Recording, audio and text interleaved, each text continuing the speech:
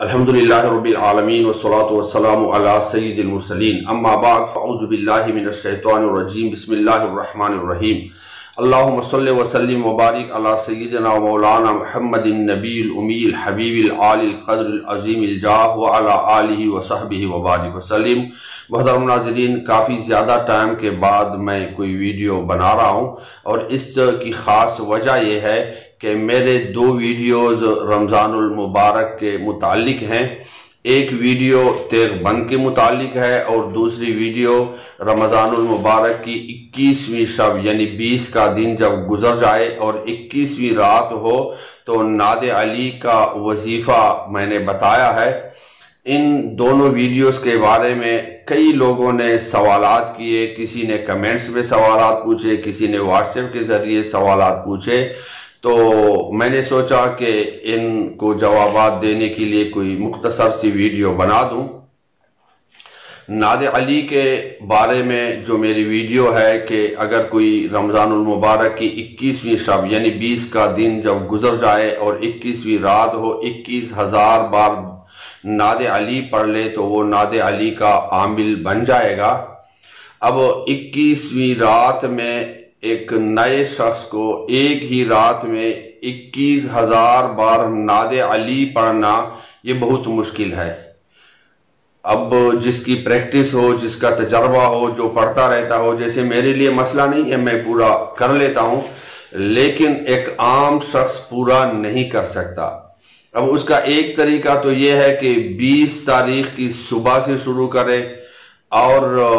رات کو وہ ختم کرے صبح صادق سے پہلے۔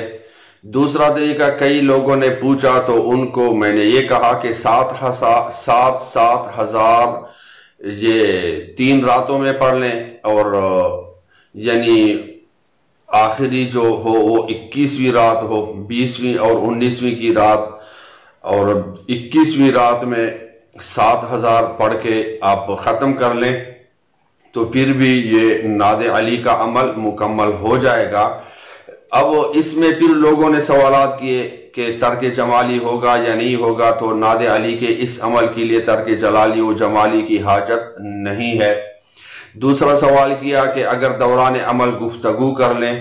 بہتر تو یہ ہے، ضروری یہ ہے کہ جب آپ عمل کے لیے بیٹھ گئے، مختصر عمل ہے، جلالی عمل ہے، تو ان 7,000 یا 21,000 کے دوران آپ کسی سے بات نہ کر لیں، اور اگر آپ نے بات کر لی تو آپ کے عمل میں کوئی فرق خاص نہیں آتا، البتہ اس کے جلال میں کمی تو لازماً آتی ہے۔ تو جو حضرات جو ہمارے بھائی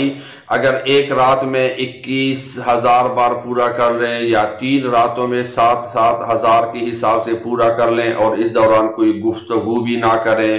کوئی آنا جانا بھی نہ کریں، ایک ہی نشست میں پوری کریں، ایک ہی جانماز پہ پورا کر لیں،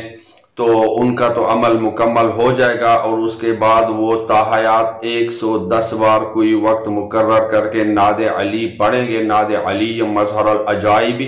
تجدہ عون لک فی النوائب کل ہم و غم سینجلی بعظمتک یا اللہ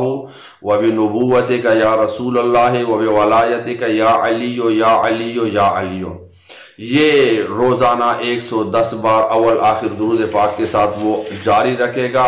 اگر 40 دن تک مسلسل وہ نہیں پڑھے گا تو پھر بھی اس کا یہ عامل ہونا ختم ہو جائے گا۔ اب اگر کسی سے کمی رہ گئی، مثلا دوران عمل گفتگو کی یا کوئی بھی اسباب بنے جس سے وہ 21,000 پورا نہ کر سکا یا پورا کرتے کرتے رہ گیا، یا دوران عمل گفتگو کی یا جو مقام تبدیل ہو گیا یا کچھ اور ایسا ہوا جس سے انہوں نے سمجھا کہ میرا عمل جو ہے وہ ناقص رہ گیا، تو ان کے لیے بہتر یہ ہے کہ وہ چونکہ انہوں نے اب جب عامل ہم بنے تو عمل کو برقرار رکھنے کے لیے 110 بار مقررہ وقت پہ ہم نے روزانہ نعت علی پڑھنا ہوتا ہے۔ تو اگر کسی کو یہ شبہ ہو کہ میرے عمل میں کچھ نقص رہ گیا ہوگا تو وہ یہ کریں کہ 63 راتوں یا 63 دن تک جو بھی وقت مقرر کرے، بہتر وقت عشاء کے بعد کا ہوتا ہے، اس میں ناغا عموماً نہیں آتا، بندہ فارغ ہوتا ہے، تو جو بھی وقت مقرر ہو تو کوشش کریں کہ 63 راتوں تک اس میں کوئی ایک بھی ناغا نہ ہو۔ تو اگر آپ کی کوئی کمی رہ گئی ہوگی تو وہ کمی اس ناغا نہ ہونے کی وجہ سے آپ کی وہ کمی پوری ہو جائے گی۔ امید ہے یہ اس میں ان لوگوں کے سوال کا جواب مل گیا ہوگا جنہوں نے سوال کیا تھا کہ ہم نے کسی سے بات کی یا ہم درمیان میں اٹھ کر چلے گئے، یا اگر کوئی 21,000 کل کے دن اور رات میں پورا نہ کر سکیں تو ان کو دوسرا آپشن یہ ہے کہ وہ 63 دنوں تک کوئی ناغا نہ کرے، کیونکہ 110 بار تو پڑھنا ہی ہے عمل برقرار رکھنے کے لیے۔ پھر جب یہ 63 دن ختم ہو جائیں تو اس کے بعد اگر کوئی ناغا ہو جائے تو فرق نہیں پڑتا۔ پھر ہو سکتا ہے عید کا موقع ہے، کسی نے دوسرے شہروں میں جانا ہو یا عید کے لیے آبائی شہر میں جانا ہو یا کسی بھی وجہ سے شہر یا مقام تبدیل کرنا ہو، تو اس کا حل یہ ہے کہ آپ ایک جانماز فکس کر لیں جس پہ آپ روزانہ پڑھائی کریں گے۔ اب آپ کو اگر مقام تبدیل کرنا پڑا، شہر تبدیل کرنا پڑا، تو آپ وہی جانماز یا وہی چٹائی جس پہ آپ نے عمل پہلے دن کیا تھا وہ آپ ساتھ لے جائیں۔ آپ جہاں بھی اس پر عمل کریں گے اس جانماز پہ بیٹھ کے یا اس چٹائی پہ بیٹھ کے تو وہی مقام تصور ہوگا اور مقام تبدیل نہیں کہلائے گا۔ یہ تو ناد علی کے حوالے سے ہوا۔ پھر دوسری ویڈیو میری تیغ بند کے حوالے سے ہے، جو رمضان المبارک کے آخری جمعہ کے عصر و مغرب کے درمیان جو نقش لکھا جاتا ہے اس کے بارے میں کافی تفصیل سے میں نے بتایا ہے اور میرا تجربہ شدہ ہے، پہلے میں لوگوں کو دیا کرتا تھا۔ اب اس کے بارے میں کافی سوالات ہو رہے ہیں، کوئی کہہ رہا ہے نامکمل ہے ویڈیو، اس میں کافی سارے ابہام موجود ہیں، تو میں نے تو اپنی طرف سے کوشش کی تھی کہ میں پوری وضاحت کے ساتھ بتا دوں۔ اب لوگوں کے اذہان کا تو مجھے معلوم نہیں ہوتا کہ ان میں کون کون سے سوالات آتے ہیں۔ جیسے ایک سوال یہ کثرت سے ہو رہا ہے کہ کس سیاہی سے لکھیں۔ اب میں نے تو ابھی تک زندگی میں ایک بھی نقش زعفران سے نہیں لکھا۔ زعفران کا بھی سوال ہوا تھا کہ کیا یہ زعفران سے لکھا جائے گا، میں نے اپنا کوئی نقش زعفران سے نہیں لکھا، اور خصوصیت کے ساتھ یہ بھی میں نے کبھی احتیاط نہیں کی کہ میں سیاہ کلر سے لکھوں یا لال کلر سے لکھوں۔ اللہ تبارک و تعالیٰ کا نام لے کر، اللہ تبارک و تعالیٰ پر توکل کر کے کسی بھی سیاہی سے میں لکھ لیتا ہوں کوئی بھی نقش، اور اللہ تبارک و تعالیٰ اپنے فضل و کرم سے اس میں اثر ڈال دیتا ہے۔ اس تیغ بند میں واقعی اثر ہے، جو لکھ لے اس کے بعد تجربہ کر لے۔ اس کے تجربہ کرنے کے بارے میں پھر لوگوں نے سوال کیے تھے کہ نائی کی دکان میں لے جائیں پھر اس کا اثر ختم ہو جاتا ہے، یا نائی کی دکان میں لے جائیں اور گلے میں ہو تو پھر نائی کا بلیڈ یا اس کی کینچی سے وہ کٹائی نہیں کر سکتا۔ واللہ عالم، میرے تجربے میں نہیں ہے۔ باقی میں جس کو یہ نقش دیتا تھا عموماً وہ دشمنیوں والے ہوتے تھے یا بڑے بڑے جھگڑوں والے ہوتے تھے، تو ان کو میں یہ کہتا تھا کہ آپ کسی درخت کے ساتھ لٹکا دیں، اس کے تنے پہ فائر کھول دیں، اگر درخت کے تنے پہ آپ کی کوئی گولی لگ جائے تو اس کو پہننے کی حاجت نہیں، نقش کو ٹھنڈا کر لیں، اگر اس پہ گولی کوشش کے باوجود نہ لگے تو اس کو پہنا رکھیں۔ تو اس کے بارے میں جو سوالات ہوتے ہیں کہ کس سیاہی سے لکھیں،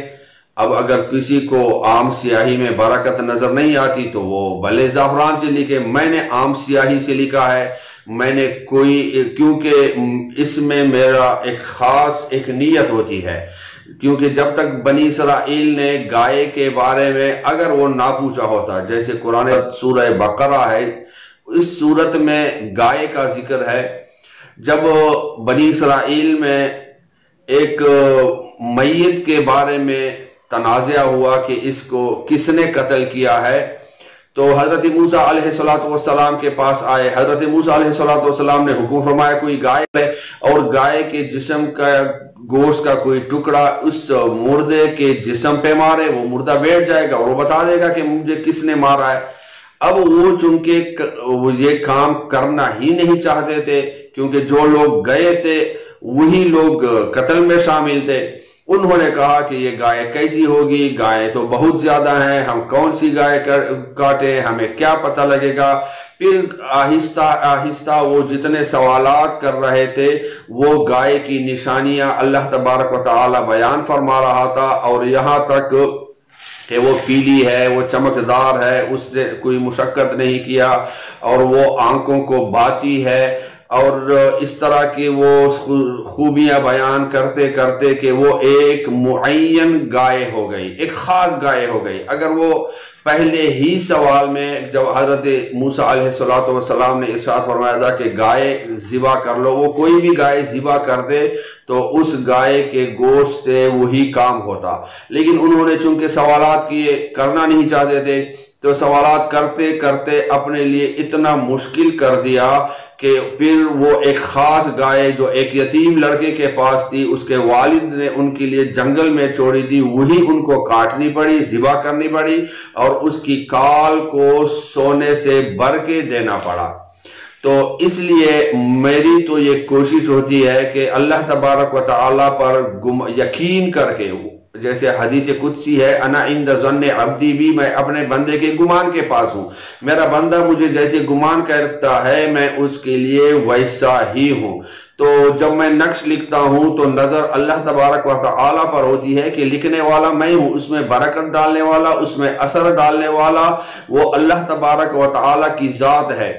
میں بھلے زعفران سے لکھوں، بھلے عام سیاہی سے لکھوں، بھلے اوقات کی پابندی کروں یا اوقات کی پابندی نہ کروں، اگر میری نیت میرے رب پر ہو کہ میرا رب اس میں اثر ڈالے گا، اور وہ ضرور ڈالے گا، تو جس قدر میرا ایمان مضبوط ہوگا، جس قدر میرا یقین مضبوط ہوگا، جس قدر میرا عزم مضبوط ہوگا، اسی قدر میرا رب اس میں اثر زیادہ ڈالے گا۔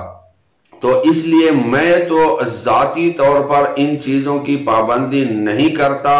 کہ یہ زعفران سے میں لکھوں، ارگ گلاب سے لکھوں، اس وقت میں لکھوں، میں نقش لکھ لیتا ہوں اور اللہ تبارک و تعالی اس میں اثر ڈال دیتا ہے۔ باقی چونکہ کچھ قیودات جب بزرگوں نے بیان کی ہوتی ہے تو وہ بزرگوں کی نسبت کی وجہ سے ان قیودات پہ عمل کرتا ہوں، تاکہ بزرگان دین کا یا نقوش لکھنے والوں کے فیضان سے ہم حصہ پائیں۔ ذاتی طور پر میں ان قیودات کو مانتا تو ہوں، فائدہ تو ہوتا ہے، بزرگان دین نے بیان کیا ہے، لیکن انا عند ظن عبدی بھی، کہ میں اپنے بندے کے گمان کے ساتھ ہوں، اپنے رب کے ساتھ مضبوط توکل کی بنیاد پر میں ان شرائط کی پابندی نہیں کرتا، اور اللہ تبارک و تعالی بغیر شرائط کی اس میں اثر ڈال دیتا ہے۔ امید ہے آپ سمجھ گئے ہوں گے کہ نعت علی کے بارے میں تفصیل سے بتا دیا، اور تیغ بند کے بارے میں تفصیل سے بتا دیا۔ آپ جیسے اس کو ٹیسٹ کرنا چاہیں ٹیسٹ کر لیں، جس قلم سے لکھنا چاہیں لکھ لیں، کوئی زعفران سے لکھنا چاہتا ہے تو بھلے زعفران سے لکھ لیں۔ باقی اس میں نے اثر پایا ہے، لوگوں نے تجربہ کیا ہے اور اثر اس میں موجود ہے۔ اور پھر لوگ یہ رابطہ کرتے ہیں کہ ہمیں لکھ کر دے دیں، کسی کا شاید یہ خیال ہو کہ میں پیسوں سے لکھوں گا اور پھر بیچ کے لوگوں کو بھیجوں گا۔ تو الحمدللہ ابھی تک میں نے ایک بھی نقش تیغ بند کا نہ پیسوں سے لکھا ہے، نہ بیچا ہے، نہ میرا یہ کام ہے، نہ میرا یہ لکھنے کا ارادہ ہے، نہ لکھنے کے لیے کوئی مجھ سے رابطہ کر لے۔ اللہ کی رضا کے لیے بتانا مقصود تھا، بتا دیا۔ اگر کسی کو فائدہ ہو جائے تو انشاءاللہ میرا اس میں دنیاوی بھی فائدہ ہوگا، اخروی بھی فائدہ ہوگا۔ اللہ تبارک و تعالی آقا کریم صلی اللہ علیہ وآلہ وسلم کی امتیوں کی پریشانیاں دور فرمائے، آمین بجاہ النبی، امین۔